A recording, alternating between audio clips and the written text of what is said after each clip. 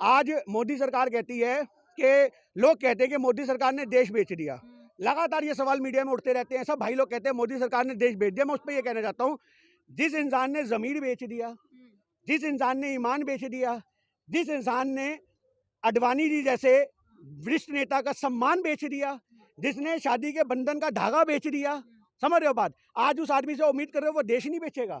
जिसने पूरे धर्म को बेच दिया, व्यापार बढ़ा दिया, तो ऐसे आदमी से हम क्या उम्मीद कर सकते हैं? जिसका जमीर मर गया, जमीर बेचने वाला आदमी देश को क्या समझेगा? तो देश बेचना तो बड़ी मामूली बात है उनके लिए। अमेरिका की ही एक स्टार है रिहाना, और मैं बात करूँ एक प्रसिद्ध इकोनॉमिस्ट भी हैं ग्रेटा थनबर्ग, अगर आप जानते हो, तो उन्होंने भी अब किसानों के समर्थन में बात कही है कि हम किसानों के बारे में बात क्यों नहीं करें। अब इसमें दो सवाल बनते हैं। सबसे पहला कि कंगना रनौत ने जो जवाब दिया है वो यह दिया है कि ये किसान नहीं है, ये आतंकवादी हैं जो भारत का बंटवारा करना चाहता है और जो चाहता है कि चाइना भारत पर कब्जा करे। आपने देखा होगा, अगर फौज लड़ाई करती है, अगर इधर से फौज लकड़ियों वाली है, लाठियों वाली है, तो यहाँ से कौन सी आएगी? लाठियों वाली। अगर उधर से फौज आएगी कौन सी? बंदूकों वाली, तो यहाँ से बंदूकों वाली। अगर इधर से फौज आएगी तोपों वाली, तो यहाँ से फौज लड़ेगी तोपों वाली। इन तोपों के लिए हमारे मोदी जी ने बॉलीवुड का यूज कर लिया। आपने जिन महिला का अंग्रेज क्या नाम था उसका, आपने रिहाना का, जिस आपने रिहाना का बोला उसने किसानों का समर्थन किया ना, तो आज यहाँ पे आपको पता होगा 3 आदमी मोदी जी ने उतार दिया। अजय देवगन उतार दिया,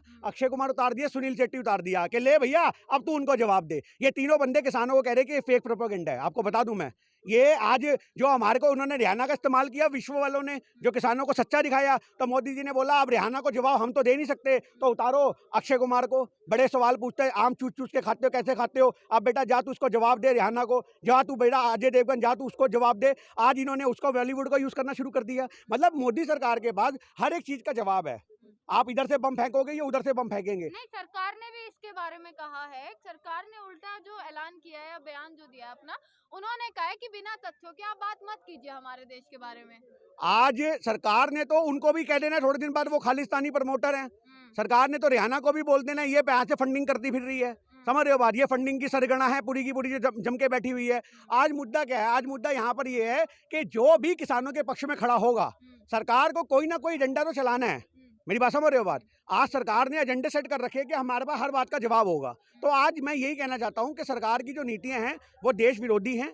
आज इनके जो आरएसएस के बंदे हैं वो देश विरोधी हैं। आज ये संघी लोग जो हैं देश को तोड़ने का पूरा काम कर रहे हैं। आज बॉलीवुड को यूज कर रहे हैं। तो ऐसे लोगों से आप देश बचाने के लिए सिर्फ यही अपील कर सकते हो कि आज जन जन के लोगों को यहाँ उतरना पड़ेगा और सड़कों पर बैठना पड़ेगा। जो लोग किसान नहीं हैं आज वो लोग भी धरती पे आएँ, सड़कों पे चक्के जाम करें, पर वो चक्के जाम की इन्फॉर्मेशन इनको पहले ना दें, क्योंकि वो इन्फॉर्मेशन अगर पहले दी तो ये फिर दंगे करवा देंगे। तो जो बोला गया है कि इकबाल सिंह और दीप सिद्धू, अब इनाम रख दिया गया है 50,000 और 1 लाख रुपए का। आज जो आदमी खुलेआम सोशल मीडिया पे अपनी वीडियो बना के अपनी सफाइयां पेश करता फिर रहा है, तो आप उसके लिए नाम घोषित काहे कर रहे हो? वो बंदा इतना कांड करने के बाद भी इतने दिन सिंधु बॉर्डर की तरफ घूमता रहा, तब तुमने क्यों नहीं पकड़ा? आज तुम इनाम घोषित कर रहे हो। आज एक आदमी को तुम पहले अंडरग्राउंड कर दो और उसके बाद तुम इनाम की सूचनाएं रख दो।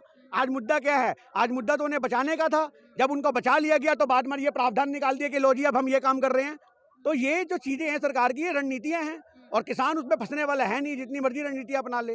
रामगोपाल यादव हैं जिन्होंने कहा है कि जितनी बैरिकेटिंग यहाँ पर लगाई गई है, जो सिक्योरिटी यहाँ है, वो पाकिस्तान भी होनी चाहिए, पाकिस्तान के जो बॉर्डर हैं। देखिए ऐसा नहीं है कि वहाँ पे सिक्योरिटी नहीं है, सिक्योरिटी है। आज बहुत से लोग इसको कह रहे हैं कि ये फेंसिंग चाइना पे होनी चाहिए। वो तंज है सरकार के लिए, वो एक तंज है। ऐसा नहीं है कि हमारे बॉर्डर नंगे पड़े हैं, वहाँ पे कोई बैरिकेटिंग नहीं है या वहाँ सफाई नहीं खड़े हुए, वहाँ पे भी बहुत फोर्स है। पर ये तंज है कि आप एक देश में रह करके एक यूपी और दिल्ली को बांट दोगे, आप इतनी तगड़ी बैरिकेटिंग कर दोगे। आज इतनी बैरिकेटिंग करने का सवाल यहाँ इसलिए खड़ा हो रहा है कि जब तुम बाहर के मुल्कों से अपनी जमीन नहीं बचा पा रहे, तो तुम किसानों को रोकने का ये प्रावधान के लिए बैरिकेटिंग कर रहे हो। ये एक ताना है जो सरकार के मुंह पे चपेट मारी है। मैं आपको फिर कह दूं, ये तुगलकी लोग हैं, ये मुगलों से इंस्पायर्ड हो चुके हैं। मोदी जी इन्होंने दाढ़ी बढ़ाई है, जरूर जहांगीर की किताबें पढ़ रहे हैं, या ये अकबर से इंस्पायर्ड हो चुके हैं, या बाकी जो मुगल शासक रहे हैं, और आज ये मुगलकी जो हुकूमत है यहाँ में दिख रही है। ये सल्तनत जो अपनी चलाने की सोच रहे हैं, ये मुगलों से इंस्पायर्ड होकर चला रहे हैं आज की डेट में। कल तक ये हिटलर थे। मैं तो कहता हूँ इन्हें शर्म आनी चाहिए। जब हिटलर को भी पता लगा मेरी जमाने में थूतू हो रही है, तो उसने भी अपने आप को गोली मार ली। नहीं मार ली? हम तो ये कह रहे तुम दिल्ली वापसी ले लो भैया, हम तो कुछ कह ही नहीं रहे। तो आप इसको देखिए सरकार क्या करती है इस बारे में। आपने गोदी मीडिया का बहिष्कार किया। आपने जब लास्ट टाइम आपसे बात हुई तब आपने कहा था गोदी मीडिया का मैंने बहिष्कार किया, परंतु कल एक एपिसोड आया डीएनए सुधीर चौधरी जी को अगर आप जानते होंगे, उसमें साफ साफ वो वीडियोस दिखाई गई हैं जहां पर किसान पुलिस कर्मियों पर हमला कर रहा है, कुछ सिख लोग हैं और 12 लोगों का नाम भी इसमें सामने आया है। सिख लोगों को कहीं ना कहीं निशाने पर साधा हुआ है क्या? क्योंकि आंदोलन उन्होंने खड़ा किया पंजाब में सबसे पहले। आज सिखों को दबाने का मतलब सिर्फ इतना सा है, ये देखिए, ये आज हमें तो 84 जो हुआ है ना, हमें तो ये ऐसा लग रहा है ये वो माहौल क्रिएट करना चाह रहे हैं। मैं आपको शॉर्ट में बता दूं, ये पूरा माहौल ऐसा क्रिएट कर देंगे। अभी तक इन्होंने हिंदू मुस्लिम कर रखा था, अब ये हिंदू सिख कर देंगे। मेरी बात समझ रहे हो बात? आज ये माहौल जो नैरेटिव सेट हो रहा है वो क्यों हो रहा है? आज सुनील चौधरी जी ने इतनी सारी और न्यूज़ तो नहीं दिखाई कि जिन किसान भाइयों ने पुलिस वालों को बचा बचा के LNJP अस्पताल में भर्ती कराया। आप ये देखिए ना, ये क्या है? ये एक तरफा गेम है आज की डेट में। अब यहाँ पे अगर कोई महिला नीचे गिर रही हो, मेरी बात समझ लेना, और हमें पता है नीचे कील पड़े हुए हैं और वो गिरेगी तो उसके सर पे लग जाएगा, और मैं अपना इंसानियत के तौर पे हाथ बढ़ा दूं और कोई बंदा फोटो खींच ले और जाके उसके पति को दिखा दे, देख सरदार की बाहों में तेरी जनानी झूल रही थी, तो ये गोदी मीडिया का काम है। गोदी मीडिया ये नहीं दिखाएगा नैरेटिव कि वो जनानी गिरती तो उसका सर पड़ता, कील लगते मर जाती, पर गोदी मीडिया ये दिखाएगा सिर्फ एक एजेंडा कि देखो सरदार की बाहों में झूल रही थी रानी, क्या हुआ उस रात, देखिए आज हमारे साथ आज तक पर, जी न्यूज़ पर। ये है गोदी मीडिया। बात करेंगे बजट की। बजट आपने देख लिया होगा, पूरे तरीके से पढ़ लिया होगा, जांच लिया होगा। बात बताई जो जा रही है कि कृषि के लिए बेहद फायदेमंद बजट होने वाला है। देखिए, मैं आपको बताऊं, भारत के अंदर जो है एक जो वर्किंग पॉपुलेशन है, थोड़े अगर इकोनॉमिक्स की बात करूं, मैं एक इकोनॉमिक्स का टीचर हूं, तो मैं उसी हिसाब से बात करूंगा बजट के मामले में। आज भारत के अंदर जो वर्किंग पॉपुलेशन है इसका 3 पार्ट में डिवीजन है, एक एग्रीकल्चर सेक्टर में, एक सर्विस सेक्टर में और एक इंडस्ट्रियल सेक्टर में। और आपको मैं बता दूं कि सरकार जगह बार बार सर्विस सेक्टर क्यों बेच रही है। सर्विस सेक्टर का मतलब होता है banking, insurance, communication, tourist, transport, ये सारी ट्रांसपोर्ट फैसिलिटी, ये सब चीज़ें जो होती है, बैंकिंग, इंश्योरेंस, कम्युनिकेशन, सब सर्विस सेक्टर का पार्ट होता है। और आज हमारे देश की सिर्फ 25% पॉपुलेशन, सिर्फ 25% पॉपुलेशन जो वर्किंग पॉपुलेशन है वो इंगेज है सर्विस सेक्टर में। और मैं आपको बता दूं, 25% पॉपुलेशन टोटल देश की जीडीपी में 61.5 का योगदान देती है। मतलब अगर आज भारत ने 100 रुपए कमाए हैं तो उस 100 रुपए के अंदर जो है 61 रुपए 50 पैसे किसने कमाए? सिर्फ सर्विस सेक्टर ने। और वो कितने लोगों ने? सिर्फ 25 लोगों ने, सिर्फ 25 लोगों ने। और 53% जो पॉपुलेशन है वो एग्रीकल्चर सेक्टर में इन्वॉल्व है, और जो 22% पॉपुलेशन है वो इंडस्ट्रियल सेक्टर में इन्वॉल्व है। आज एक बात को सोचिए, एग्रीकल्चर को दबाने के लिए इन्होंने पूरा प्रावधान बना दिया। आपने देखा, एग्रीकल्चर को अपने हाथ में लेने के लिए, प्राइवेटाइजेशन के हाथ में सौंपने के लिए, आज किसानों को गुलाम बनाने के लिए 3 बिल ला दिए। अब ये 3 बिल अगर अप्लाई हो जाते हैं तो किसान खत्म। हमारे देश से जो 53% पॉपुलेशन है, जो वर्किंग पॉपुलेशन, वो किसके हाथ में आ गई? वो आ गई 53% पॉपुलेशन कैपिटलिस्ट के हाथ में। इंडस्ट्रियलाइजेशन तो वैसी कैपिटलिस्ट के हाथ में है। 22% जो पॉपुलेशन है इंडस्ट्रियलाइजेशन में, तो सरकार का योगदान कोई ज़्यादा है नहीं। अब जो 53% जो ये 25% पॉपुलेशन बची हुई थी और जिनका 61% का योगदान था जीडीपी में, अब ये क्या कर रहे हैं? उस 25% पॉपुलेशन को भी उठा करके प्राइवेटाइजेशन के हाथ में सौंप रहे हैं। आज यानी कि 61% जो कमाई है वो भी किसकी हो जाएगी? प्राइवेटाइजेशन की।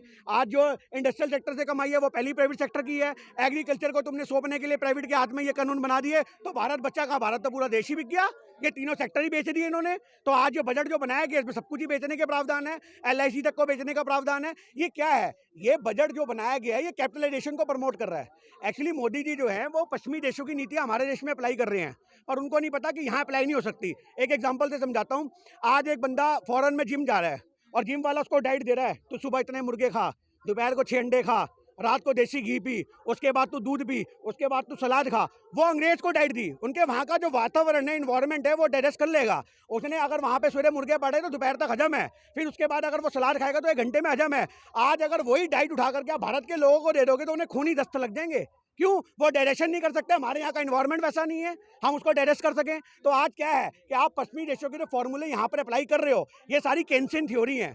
इकोनॉमिक्स जो बंदा पढ़ता है उसको पता होगा, ये केन्सियन थ्योरी है। और जो केन्सियन थ्योरीज हैं वो सिर्फ और सिर्फ जो है वो कहाँ अप्लाई हो सकती है? पश्चिमी देशों में। हमारे देशों में केन्स की थ्योरियाँ अप्लाई कभी नहीं हो सकती। इकोनॉमिक्स खोलो और पढ़ो। आखिरी सवाल आपसे ये है, आपने कहा कि 6 तारीख को जो चक्का जाम होने वाला है, मैं उसका समर्थन नहीं करता। अगर दोबारा हिंसा भड़काई जाती है तो किसान पीछे तो नहीं हटेगा? मैं तो ये कहता हूँ, देखिए इस बार किसान भी तैयारी से जाएगा। अगर आप मेरा सवाल मानो तो मैं तो कहता हूँ कि इन्होंने खुला एक जाल बिछा दिया है किसानों को फंसाने के लिए। ये चाहते हैं कि 6 तारीख को ऐसा हो ताकि अपने बंदों को बेच के माहौल खराब कर सके। पर इस बार अगर किसान भाई ये चाहते हैं चक्का जाम हो तो इन्हें बिल्कुल और बिल्कुल शांतिपूर्वक तरीके से उनके बंदों को पहचानना होगा। मैं तो कहता हूँ एक अप्लाई करें, जो समर्थन कर रहे हैं चक्के जाम वाले लोग हैं वो नजरें गड़ा के रखें कौन माहौल खराब कर रहा है। मेरी बात समझ रहे हो बात? क्योंकि इन्होंने अपने बंदों को बेच के माहौल खराब कराना बहुत जरूरी होगा। और अगर इन्होंने माहौल खराब कर दिया तो ये फिर किसान आंदोलन बैकफुट पे आ जाएगा। ये बात ध्यान रखना। आज ये किसान आंदोलन फ्रंट फुट पे है, सरकार बैकफुट पे है दोबारा। समझ रहे हो, ये पार्ट 2 चल रहा है किसान आंदोलन का 26 जनवरी के बाद। और 26 जनवरी के बाद जो ये पार्ट 2 चल रहा है, इसमें किसान आंदोलन जो है अब बढ़ोत पे है अपनी। पर 1 तारीख वाली अगर घटना इन्होंने सरकार के बंदों ने कर दी तो आंदोलन दोबारा बैकफुट पे आ जाएगा। तो मेरा यही आग्रह है, जितने भी भाई लोग हैं इस समर्थन कर रहे हैं इसका 6 फरवरी का, तो भाई अपना ध्यान रखें, आसपास के लोगों को पूरी चौकसी रखें कि वो माहौल को खराब ना करने पाए। और मैं तो कहता हूं कि आज सरकार को जो ये अपने प्लेयर बना के बैठे होंगे कि ये माहौल खराब करना है, मैं कहता हूं कि अगर आज 5 तारीख को अचानक से राकेश टिकैत जी या बड़े नेता मीटिंग करके ये बोल दे कि हम ये नहीं कर रहे, तो इनके ऊपर तो वही साहब, बिल्कुल समझ रहे हो बात, वो माहौल जो इन्होंने अपना प्लान बना रखा होगा KLPD हो जाएगी इनके साथ। तो चलिए, तो ये थे हमारे साथ गिन्नी जी, जो लगातार किसानों के समर्थन में बने हुए हैं, लगातार इनका समर्थन कर रहे हैं, इनका हौसला बढ़ा रहे हैं और इनके जुनून, इनके जज्बातों को बहुत ही ज्यादा सलाम हम करते हैं। बहुत बहुत शुक्रिया।